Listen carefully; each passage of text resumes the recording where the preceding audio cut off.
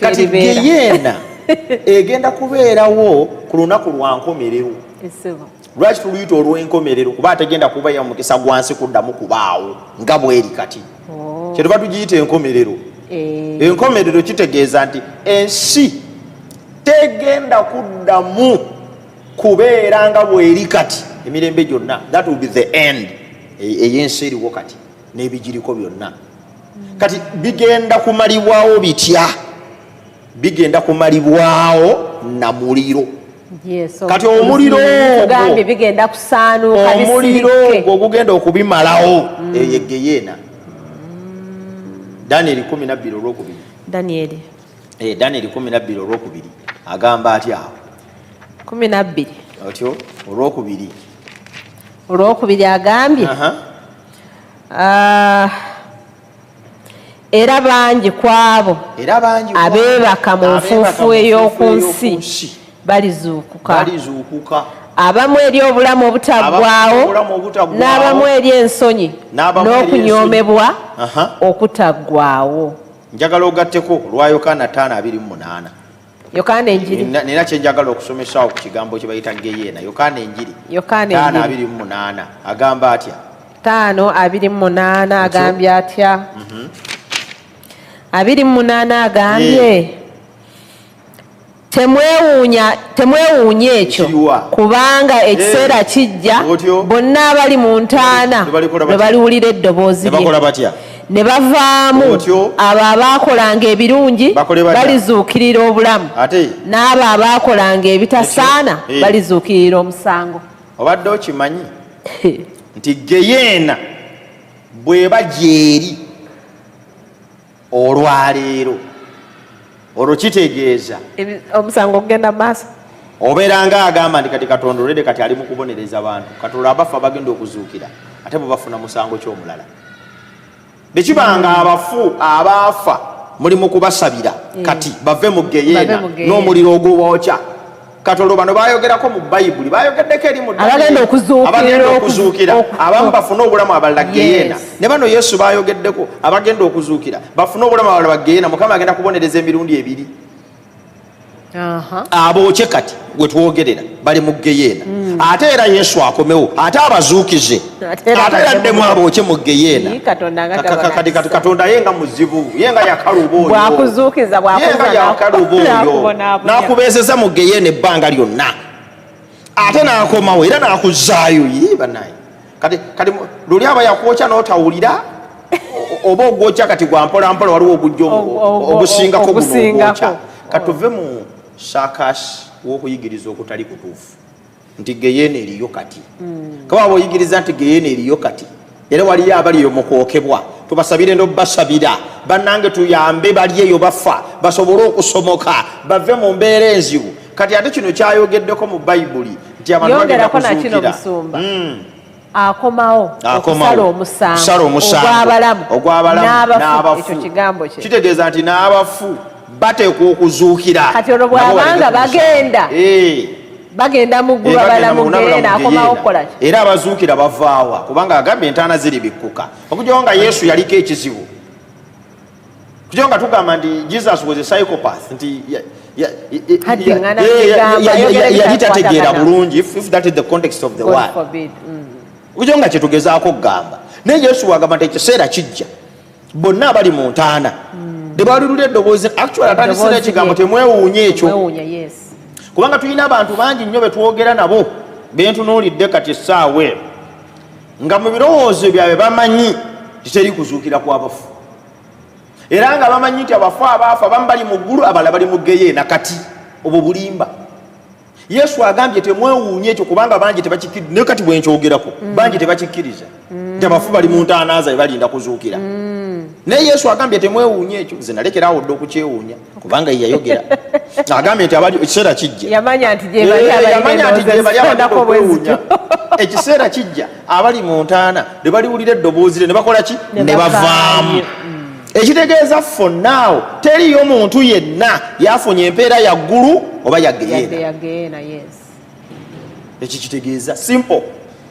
Naye ku nkomerero gera bw'ayogedde mu Peetero eddoboozi libwe lirivuga abantu ne bavaayo. Waliyo ab'okuvaayo nga baggulu n'abalala nga bakuvaayo nga bagenda. Danyeri baayogeddeko eri n'agamba nti abeesiga Mukama bamusinza bagenda kwakayakana ng'emmunyenye balisanyuka mbu naye abajeemu bagenda kuzuukira omusango. Danyeri ayogedde kyekimu, Peetero n'awandiika kyekimu, Yesu ayogedde kyekimu. Ekyo tuyite enjigiriza ya Bayibuli. Tebakontana.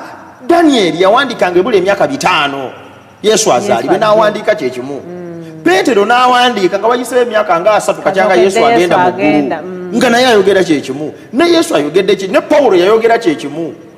Tetuyinza kubanga bannabbi, abatume ne Yesu yennyini bonna bagamba nti tugenda kuzuukira lyoke tufune omulundi gumu abalungi n'ababi ffenna okuzuukira okw'ekiseera eky'enkomerero newankubadde nga kutuddwamu ebitundu bibiri naye kwonna kuzuukira. So the resurrection of the end tulinayo first and the second resurrection. Tuli binnyonnyola bali baawabuuzizza, but what we are saying is mu kuzuukira okw'enkomerero mwe muli buli muntu kugabana ku biva mu bulamu bwe. Therefore teriyo Geyeena kati, teriyo ggulu kati. Bafu bali mu ntaana zaabwe balinda kuzuukira buli omu alyoka agabane. Kati ekibuuzo ekisembayo kyandi kibuuza nti Geyeena yo yakubeera etya? Tumaze okutegeera nti ya kiseera kya nkomerero teriyo kati. Era bw'obanga olowooza nti eriyo kati baakulimba, baayagala kukunywereza mu kintu. Ekisuubizo kiga nti omuliro ogutaggwaawo. Omuliro ogutaggwaawo. Waliwo ekibuuzo ogutaggwaawo awo Musumba. Soma olunyiriri mwe kiri tunnyonnyole bulungi. Kubikkulirwa 2. Osomaawo. Kubikkulirwa 2. Olunyiriri. Kubikkulirwa 2 olunyiriri ndoza soma kutandikira ku lwa 7. Agamba atya? Awo emyaka egyo 1000 bwe giriggwa. 1000 nga giweddeko. Setaani n'alyoka asumululwa mu kkomera lye. Setaani agenda kuteebwa okuva mu kkomera. Era aligenda okulimba amawanga ag'omu nsonda ennya ez'ensi. Yes. Googi ne Magoogi. Otyo okubakuŋŋaanya ku lutalo. Genda maaso. Nti omuwendo gwabwe ng'omusenyu gw'ennyanja. Setaani agenda kuŋŋaanya abantu bonna bali abaazuukira. Emyaka 1000 bwe giriggwa. Ng'abafu bonna bazuukidde nga nnyiriziru bwe zitugambye.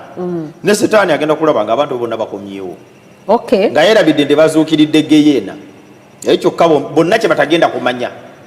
Setaani n'abazuukidde tebagenda kumanya nti bazuukiridde Geyeena. Kale balyoke beekuŋŋaanya ekibinja. Bakole batya? Mbu ne balinnya mu bugazi bw'ensi. Ensi yonna ne bagisaasaanira. Ne bazingiza olusiisira olw'abatuukuvu n'ekibuga ekyagalwa.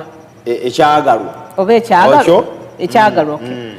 Omuliro ne gukka okuva mu ggulu ne gubookya. Owulidde akantu ako? Omuliro ne gukka okuva ludda wa? Okuva mu ggulu ne gukola ki? Ne gubookya. Geyeena ogirabye? Kati bw'ogamba nti eriyo kati gwayikadde. Teriyo nku zikuŋŋaanya. Gwayikadde waliyo enku ezikuŋŋaana bamalayika bale bapanga ttanuulu y'enku bakambwe balina ennyondo balina ebikwanso. Gugenda kuyiika nga nkuba etonnya. Bayibuli ekugambye ne guyiika okuva ludda wa? Omuliro gwa Geyeena gwakuva waggulu. Kati gwali eyo agamba mu Geyeena gye guyiika kuvaawa guva ggulu lyawa gye guva era mu kitundu ki gye gutonnya nga guva gwokya abantu. That is a lie. Teriyo Geyeena kati. Bayibuli ekunnyonnyodde nti wabala omala okujjula obugazi bw'ensi bakutte ebyokulwanisa beeteeka te kukkuba ekibuga kubanga waliwo abaazuukira okufuna obulamu abo bali mu kibuga, waliwo n'abaazuukira okusalira omusango abo bali ku nsi. Kati Setaani abagamba tukube ekibuga ekyo kubanga abo be balabe baffe banaba beetegeka bakube ekibuga omuliro guloga gutandika okutonnya ng'enkuba. Nga Bayibuli bwe yagambye nti ensi eyasooka yazikirizibwa n'amazzi gatonnya kuva ludda wa? Ye nga beebuuza galivaawa nti tebalaba yamaze enkuba egenda kutonnya n'owo oli mulimba. Kati nga bw'olaba enkuba bwe yatonnya ku mulembe gwa Nowa nejjuza ensi bwe kityo n'omuliro ogenda okutonnya okuva mu bbanga nga gugisirissa busirissa. Kati omuliro ogulina abalina okugubeera musoma otyo aha olw'ekkumi otyo n'omulyolyomi eyabalimbanga n'asuulibwa mu nnyanja ey'omuliro omulala n'ekibiriiti era omuliro era omuli ensolo n'ababi ensolo naye eri omwo otyo n'ennabbi ow'obulimba otyo era banaabonyaabonyezebwanga emisana n'ekiro emirembe n'emirembe ekyengenda okunywa naye nga sinnakituukako muba osome wali owuliddemu omuntu owuliddemu abantu bonna ayogedde ku nabbi ow'obulimba omulyolyomi n'owokubiri nabbi ow'obulimba n'owokusatu ensolo bw'owuliramu omuntu kati abantu omuliro gwa Geyeena Katonda taguteekerateekerangako bantu era kyabulabe nnyo gwali eyo okulowooza ne Katonda aliyo yeeteesiteesa okwokya abantu. God has no plan to burn his people. Wabula abantu bagenda okugwetwalamu by their decision now. Decision yo gyokola kati yegenda okudecide ng'ozuukira ku ludda ki gwe gulya mukono gwayogerako abali ku gwa ddyo n'ogwa kkono kyosalawo katukubuulira amazima gano mu puroguramu toyagala gategeera, toyagala kugakkiriza, toyagala kubigoberera. Awo olina naawe ebibyo aze najjajja wange bye yaŋŋamba, naffe tulina amadiini gaffe weebali naye amazima getukuyigiriza mu kigambo kya Katonda bw'olaba puroguramu n'ogaana ogakkiriza, decision gy'okoze yeesalawo ddi era na sayidi gy'ogenda okubeerako.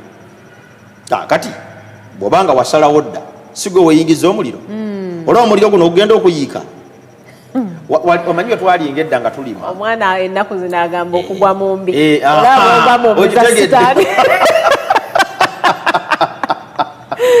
oyogedde ekigambo ekituufu agamba embi zina kukubibwa setaani ne bweteeka mu ŋŋuumi kifaananga bulifuli wa muzannyo gwa bikonde bali nga bawanyisiganya eŋŋuumi n'obaddaoluma ne baluyuza naye ng'eŋŋuumi tebagireetedde ggwe.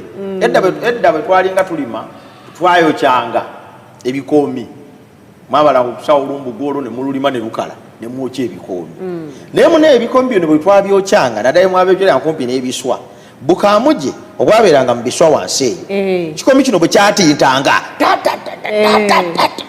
bwafuukanga uncomfortable wansi eri kati mu kutya okwo ne bufubutuka bwewonya olubamu ate bwayingiranga kikoomi. Kakati bwe buzibu ekikoomi kikumiddwa ku kyalumbugu lubadde lutawanya nnimiro kamuje zifubutuka eri kati abantu bagenda kubeera mu muliro guno nga gubookya naye nga tegwali gwabwe gwa setaani nsolo bannabbi ba bulimba. Olaba abantu bagenda okweyingiza mu muliro bokka Katonda taguteekerateekerangako bo talina kyabaagaza, but they are going to enter there because of their decisions. Okugaana bulokozi n'amazima gano ge tusomesa mu puroguramu gatukubiriza bulijjo nti nomunaagatambulirangamu ku 3BN namulumu abali ku 3BN nga balaba, abalala bali ku YouTube channel yaffe ya Vento Productions balaba. Actually oyinza n'okudda n'olaba n'ebirala byonna ebyemabega bw'oba tewabiraba ebibuuzo byonna bye tuze tuddamu ku YouTube channel yaffe ya Vento Production. Kati bw'omala okulaba ebintu ebyo byonna byonna nga tubiyigiriza ogaanye kubitegeera toyagala kuwulira boogedde be bamanyi naye decision eyo gy'okola erina kyegenda okukosa mu kiseera kire ekijja wali ekizibu ennyo. Geyeena ye Katonda agenda kuyiwa muliro kwokya setaani munange n'abamugoberera n'abamuhagala n'abajeemo n'abasirikire luddawa so kati walema okubeerayo omuntu agamba nti Katonda ale yakuteekerateekera Geyeena mu bufuuzi. Katonda tannayokya setaani, owulira akantu ako, tannayokya bamalayika be, owulira akantu ako, naye ali mu kwokya bantu. Can you imagine the hypocrisy? Gobo ogamba nti Geyeena gyeri kati abantu bali mu muliro setaani tebannamwokya ye mulamu, bamalayika be bakyali balamu baniigina mu nsi naye abantu bo bali mu kwokebwa. Olaba obulimba. Geyeena Geyeena erina kutandikira ku setaani. Geyeena ebeera etyange eyokya abantu naye nga setaani aniigiina. Baneemusenguka obulimba n'enjigiriza ezitali za Bayibuli. Geyeena teriyo kati egenda koja Stan na bamalayika be kati kanyonyere kana akasemba tuzize kati ebbanga lino ngambye ti amusumba kati akantu ako bagenda kubonyaabonyezebwa ebyagamba nti simanga akagalo nga kabeerawo myaka 10 bakyalo kyakagalo bocha buli kiseera wano ne bocha wano kati bagenda okunnyonnyola obulumi obwo noga nti bannange girigwayo ddyo omubiri gwonna gwonna okutuukibwako esaala ngisasudde bw'abanga jjajja ebyo byayitamu nga kati bali kagalo kakusatu bannange esaala ngisasudde mumusabire aveeyo ngezi tebaziridde okukulimba kati bagamba nti emirembe n'emirembe, this is what they mean. Actually ekigambo ekikozesebwawo tekiri ku time frame. Ekigambo ekikozesebwawo kiri kubivaamu the result. Ekigenda okuva mu Geyeena kya mirembe na mirembe. So si yo kubeerawo mirembe na mirembe. Boli wanagamba nti mugenda kwawukana mirembe na mirembe ebbanga lyonna tekitegeeza nti buli kanako ojja kuba ofumbirwa bakugatte oyawukane. Okomewo ekyofumbirwe bakugatte oyawukane. Okomewo ekyofumbirwe bagatte oyawukane. Kyategeeza kye kino bwe munaayawukana temuliddamu kuba wamu. Ekigambo ekiri awo tekyogera ku budde. Ekigambo ekirawo kyogera ku bivaamu nti ebinaava mu kwokebwa okwababi mu muliro ogwo bya mirembe na migi misana na kiro. Conclusion. It is a conclusion. Tekiriddamu kubeera, tekiriddamu kulabikako. Emisana n'ekiro balisigale yadde okwogerwako. Anti yagambye bigenda kusirika. Okusirika musumba kyentegeera ne bw'oba oyo kya kintu kifuuka evvu. Enkuba ate bw'eritonnyako n'eryera toliddamu kuligamba lino kakati n'okumanya nti eno yali rediyo yange nolwayo olugoye lwange. Kati kino kyabogerako Malaki 4 lusooka paaka olwokubiri. Katusomeke ennyiri yawo bbiri zokka tumalirize neza. Malaki 4 olusooka n'olwokubiri tuli kubiva mu muliro gwa Geyeena. Agamba atya? Kubanga laba olunaku lujja lwokya ng'ekikoomi n'ab'amalala bonna n'abo bonna abakola obubi bali babisasiro. Awo olunaku olujja otyo lulibookera ddala bw'ayogera Mukama w'eggye obutakola ki? Obutabalekerawo kikolo newankubadde ettabi. Olidagada nti olunaku lugenda kwokera ddala obutalekaawo yadde trace ti wano waali wabaddewo ekintu kyonna ku nsi. Olidde omuliro ogenda okwokya kati oyinza kugamba nti ate bagenda kubookya ate basigale misana nakiro omuliro gubookya naye tebafa. That's a lie. Omuliro guli gugenda kwokera ddala obutalekaawo trace nti ono ye gundi. Awo ekisuubizo kya Yesu ne kiryoka kituukirira ensi empya n'eggulu erijja. Ono ne biryoka bitondebwa ne bituuzibwa ku nsi kuno.